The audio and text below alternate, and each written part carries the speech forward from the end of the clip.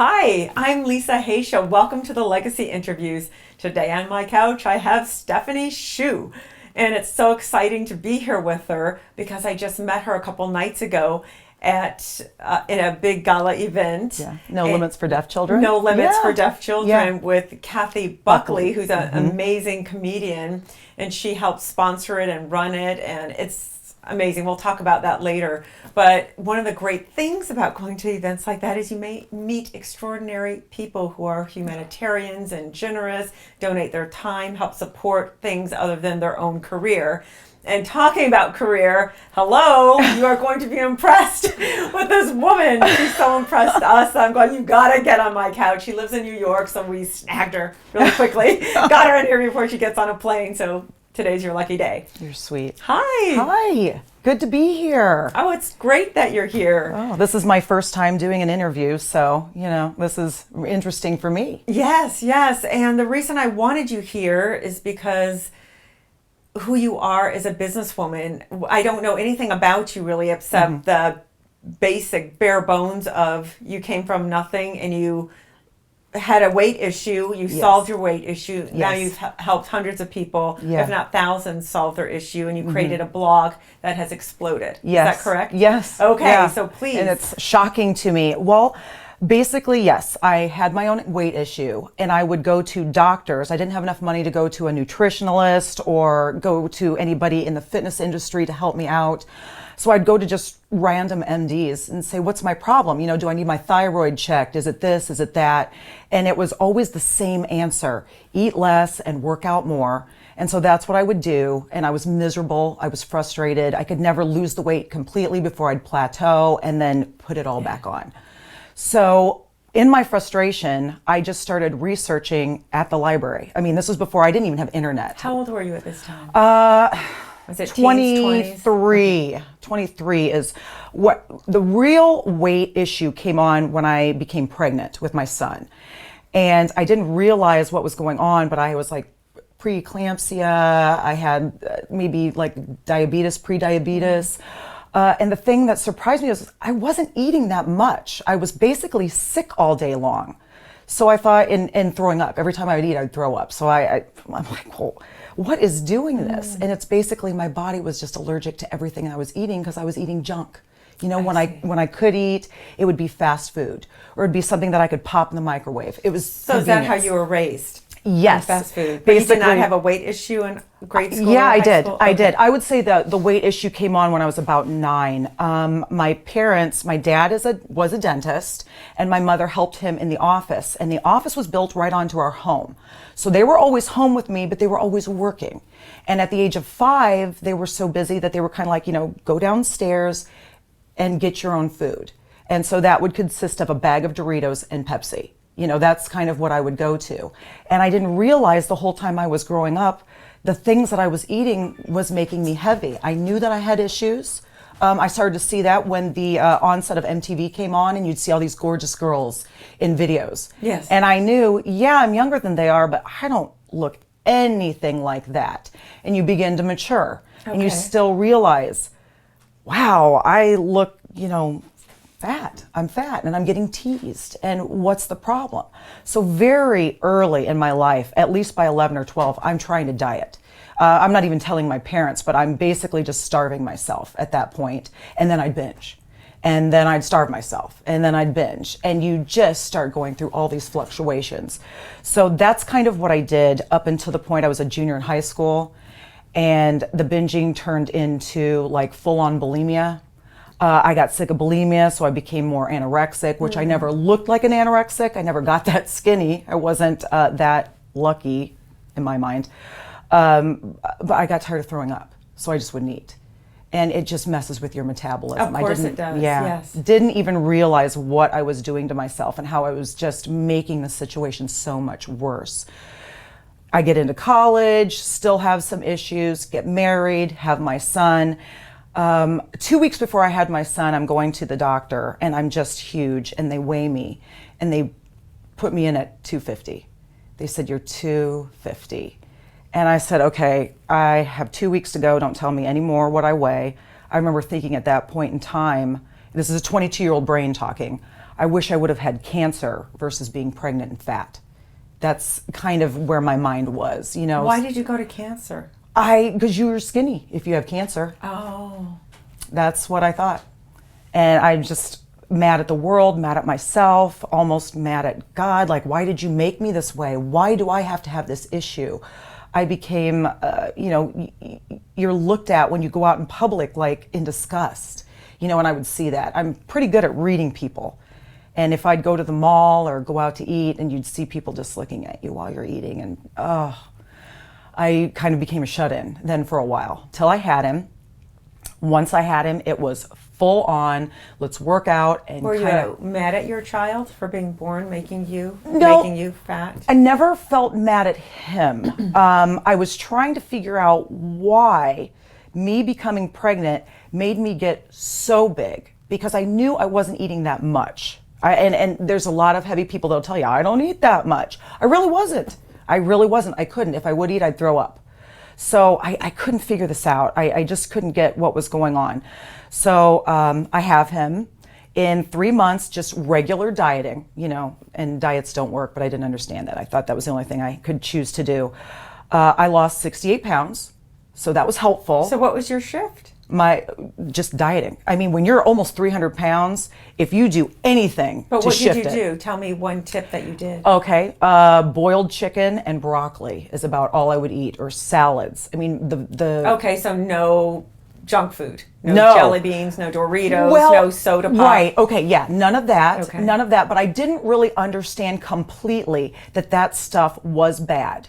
What I still thought is that we had to watch calories and caloric intake. Okay, big difference. Yes. Right. What I've learned now is it's not about the calories you eat unless you're not really mobile. It's about the quality of food, not the quantity. Right. If you have broccoli and there's 3 chips and broccoli and they're the same, the chips are going to make you fat. The broccoli will right, not. Exactly. Because of the chemicals, the yes. processing, yes. and how it digests in your body. Exactly. Because when that stuff digests in your body does not know what to do with it. So, and it can't use it. There's nothing really there nutrient-wise. So the body can't use it. It turns it into fat. That's what happens. And that's what I started to learn. I had to go to the library. Again, didn't have internet. The internet existed, but we couldn't afford it. So I would just go to a standard library and try to sit back and look through biology and nutrition books and try to learn some things. I learned a little bit doing that. Really, the information still wasn't there at that point, and this is probably 1995. In 96, I'm going through a divorce. And I had to move back home with my parents. And one night, just by the grace of God, I wake up to an infomercial of a doctor. I cannot remember the man's name. I wish I did. How old were you at this time? 24. 24. Yeah, 23, 24. Okay.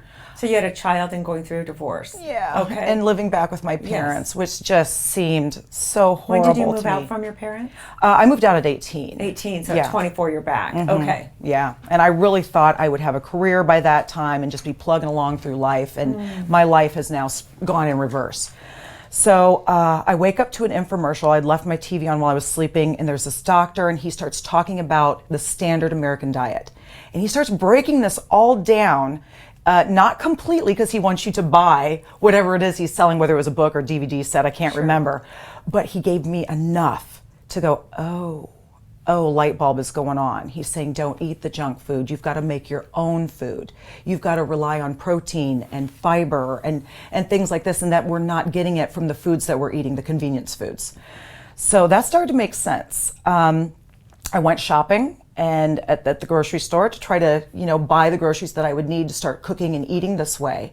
And right as I'm going through the checkout line, they've got those impulse buys right at the checkout line. There was this little 50-cent book that basically talked about what that man was selling. It wasn't his, but it was the same thing. And I'm sitting there reading it, and I don't even know how I saw it. Again, just another happenstance. And I thought, okay, throw that on, because I think that's exactly what he was saying. And that's what I could afford. I couldn't afford his DVD or book or whatever, but I could afford that. Took it home, started reading it, and I was just sure this was the same type of thing. From that point on, it took me 4 months to lose the rest of my weight. It was so quick. And it wasn't with a whole lot of exercise. I did exercise, but I was really tired.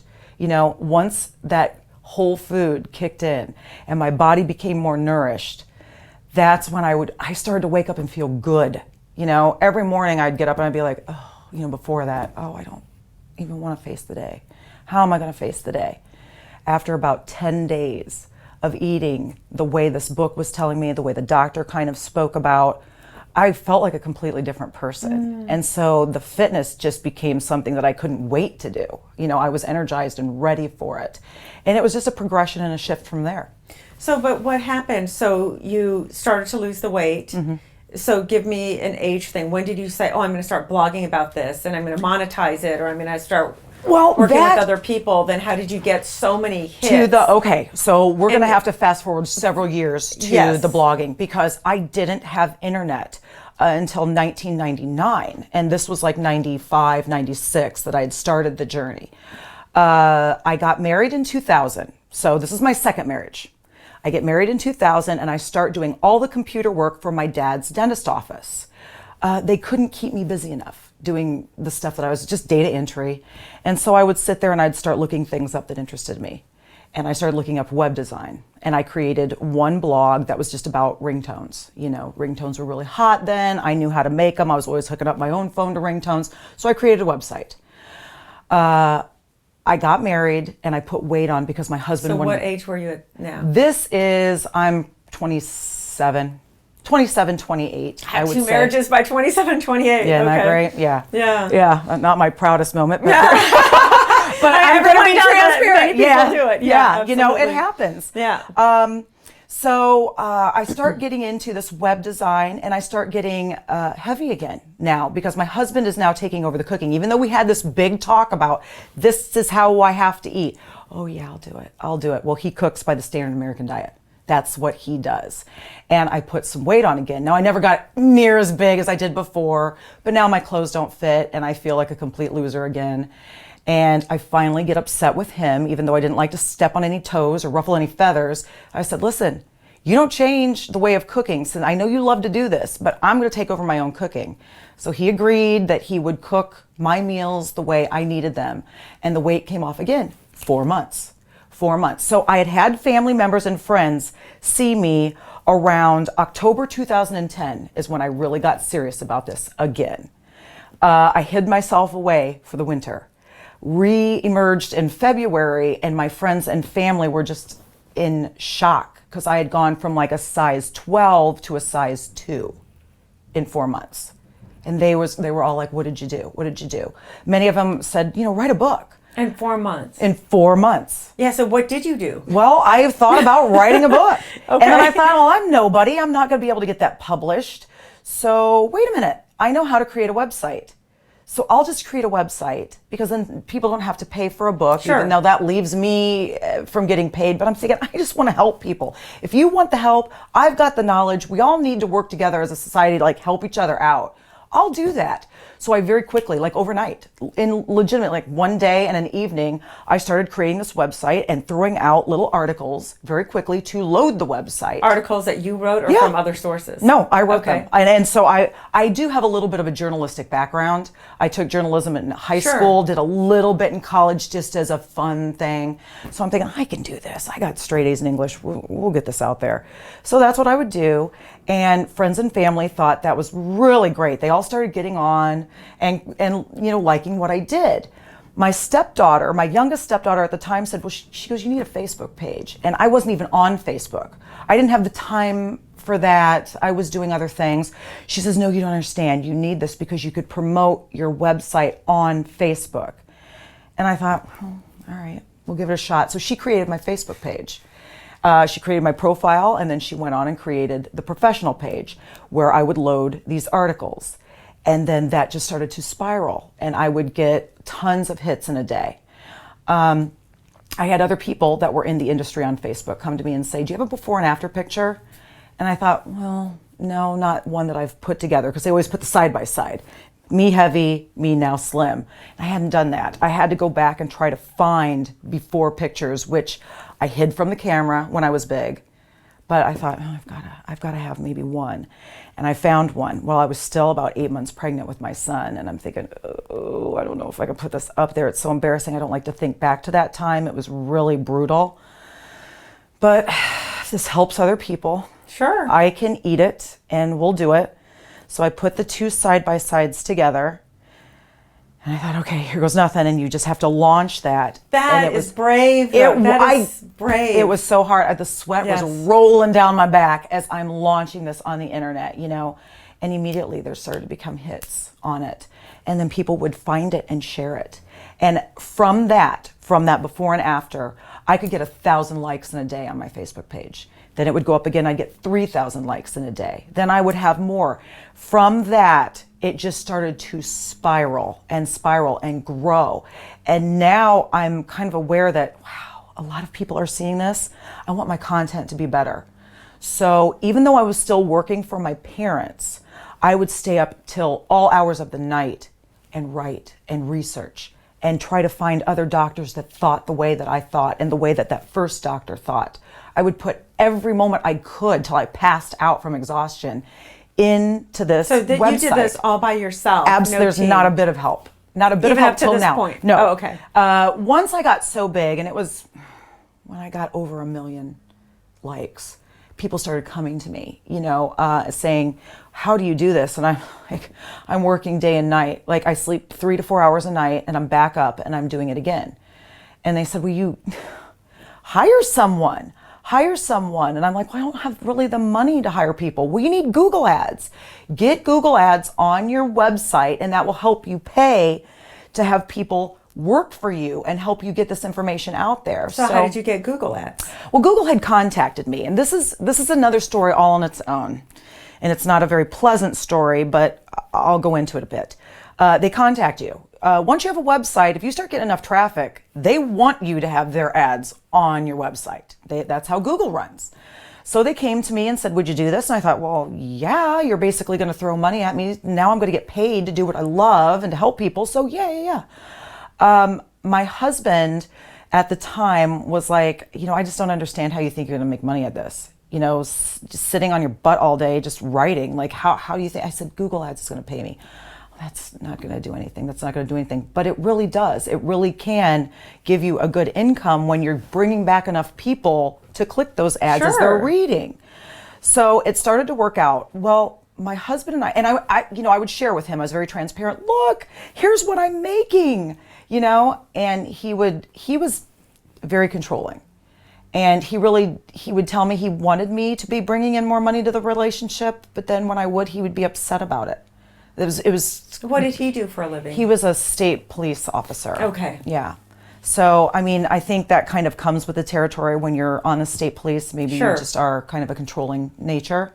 He was kind of a very jealous individual, and you know, I don't like. So I'm assuming you're divorced now. Yes. From him. Okay. How long was that marriage? 15 years. 15 years. Okay. So you start making money, so your marriage starts to fall apart. It starts to fall apart, and I realized that I had to keep from him the money that I was making, because he was wanting to take everything that I made and use it for himself and his children. And while I want to contribute to the marriage, you can't take everything that I'm making. I would like to get paid for me staying up all night. So I started to kind of... Did you have any children together? No. So you had one and he had two? Two. Mm-hmm. Okay. Mm-hmm. Yeah, and we left it at that because, you know, about 2 years into our marriage, I could see that there were red flags, you know, but I'm just constantly thinking, it'll be fine. Nobody has perfect marriage, you know, so we'll get through it. But it just, you know, when there's a blended family, there's many dimensions and ways for there to be problems, you know, so... I tried to work through it, but it wasn't working. So now I'm starting to thinking self-preservation. I'm probably going to have to leave this marriage. And as it would make me so sad, I knew I have to have something to fall back on when I do leave. And I would just not divulge to him what I was making. He would get very confused as to how I kept making this money. You know, he knew that I was making something, but I would kind of not tell him exactly what was coming in. And I said, well, people click the ads. Do you not understand? People click the ads and that's what gets me paid. He says, well, if that's true, why don't you just sit there all day and click your ads? And I said, well, you can't do that because Google tracks it. And if you do that, they'll figure it out and then they take that income away from you and you're done. They'll never let you back on. It wasn't 2 weeks till I got shut off from Google. Why? He started doing that? I can't say for sure. But I do know that there was some very odd activity that I would walk in on with him on a computer, along with his oldest daughter. That they would be on computers, and I would, kind of glance at the screen, and it would be my website. And his oldest daughter did not like me whatsoever, so I couldn't figure out why she would even be on my website since she couldn't stand me. I just found it very odd. So I can't sit back 100% and say they did it, but I know I wasn't clicking them. So it was devastating. It was devastating to have that taken away from me. I tried very quickly to find other sources, ad revenue to come in, and I found some, but it wasn't like Google ads. It's just, there was no comparison, but it was at least something. And I thought, well, we'll just start over again.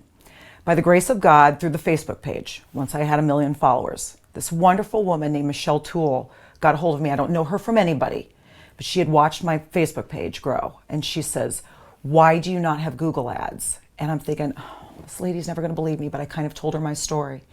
And she says, I have an in on Google ads. Let me talk to them. Let me see if I can get you back in. And she did.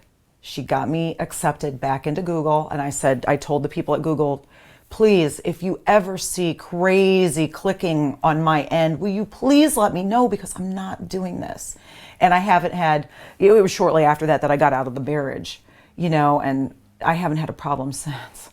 Let's just hope that doesn't happen. But yeah, that's... So then you've been single since then? Pretty much. And so how did your business take off?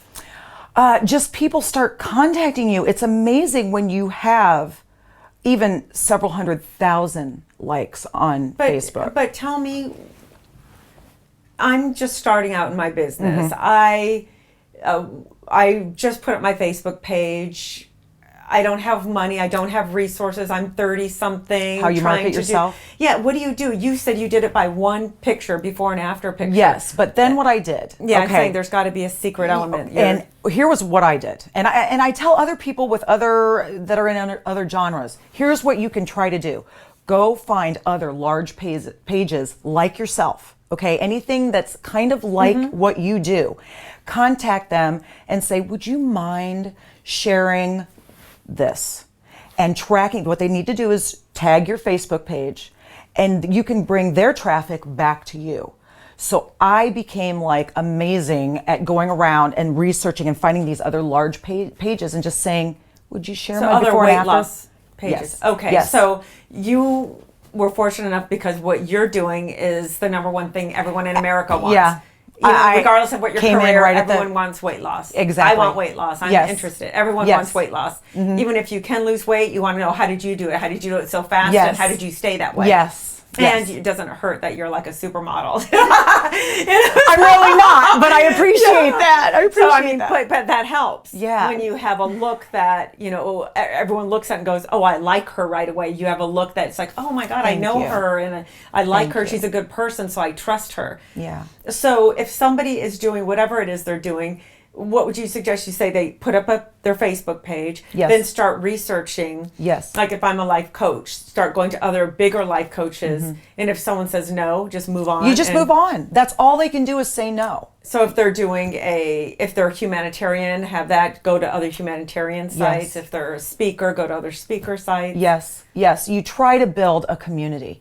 And that's what we have to do on Facebook. Because honestly, Facebook has changed the way they were first set up, which was, if you like a page, you always get to see that in your news feed. Well, now Facebook wants to make money off of their ads. They want me to advertise, pay for other people to see me, even the people who have liked my page, which I completely disagree with. I think if these people liked my page, they should always get whatever I'm showing on their news feed, and they shut you down. So you have to continually try to beat their algorithm and continually try to get yourself out there, because I'm not going to pay for ads. I'm not going to do it.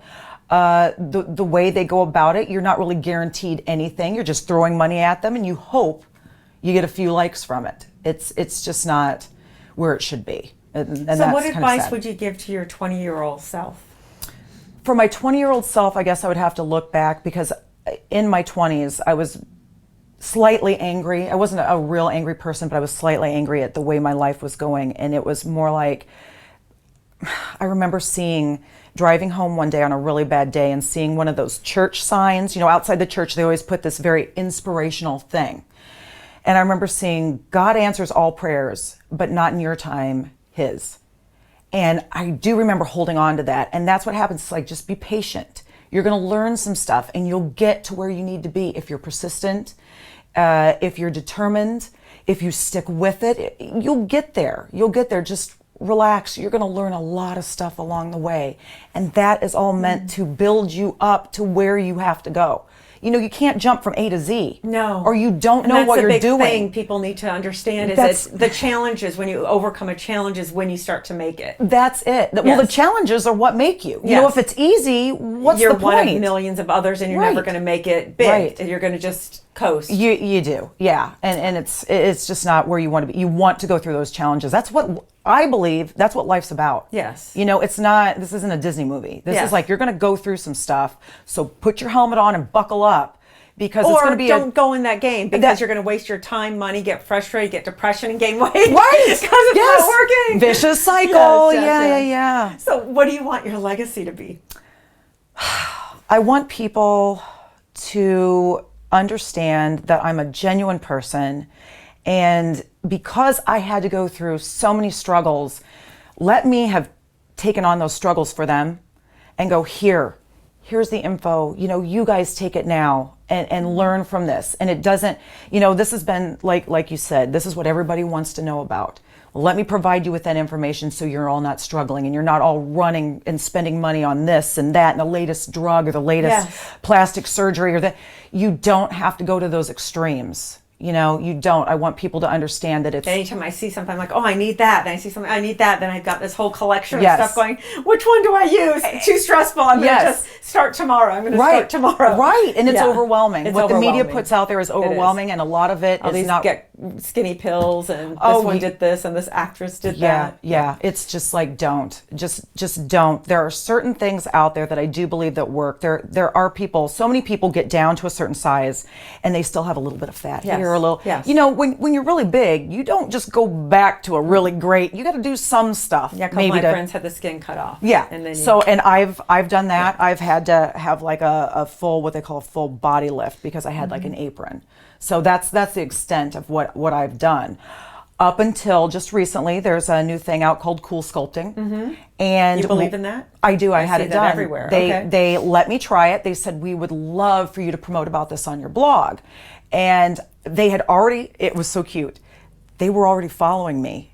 And so they got in touch with me and said, would you do this? We see that you're talking about spot reduction and how cold can actually be more beneficial than warmth for fat loss. And it's very true. And there's two ways. Tim Ferriss talks about that. Yes, exactly. In the 4-hour body. Yes. And it's very true. I much more enjoy training in the winter than I do in the summer, because I just feel like it just... I agree. You really gotta get the that heat going on. Yes. Where I hate Bikram yoga, where you're sweating and it's hotter running in the heat. I'm not big for sweating. Run in the heat and you'll lose weight. I'm like, I hate it. I look like a drowned rat when I'm done. I could talk to you all day, but we're running out of time. Okay, I get it. Let's to be continued. But thank you so much for coming on the show. You have so much to offer. What is your website? It's thescienceofeating.com. Okay, thescienceofeating.com. They could get a hold of you there. Absolutely. Terrific. Absolutely. And it is a site you must go to, and I've just been to it for 1 minute, and I'm like, because I didn't want to research you before I met you. So. Right. No, I'm glad you did it. It gives us more to talk about. So thank you so much, and I will be on your site, and I will send it out to everybody and blog about you. Thank you so much. Thank you.